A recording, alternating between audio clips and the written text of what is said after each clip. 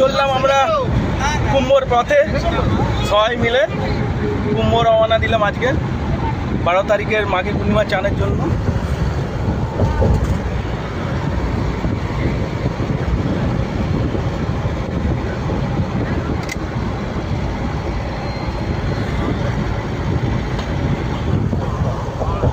पर्दा बाहर ही निकले तो पर्दा मोड़ लो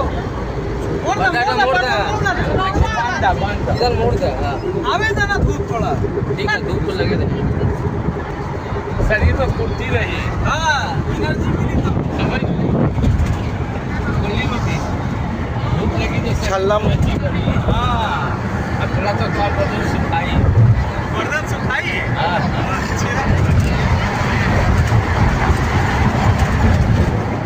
थोड़ा सा रोगा हो जाइए। কুম্ভের পথে চললাম আমরা, আমাদের জার্নি ভালো হোক, আপনারাও আশীর্বাদ করবেন।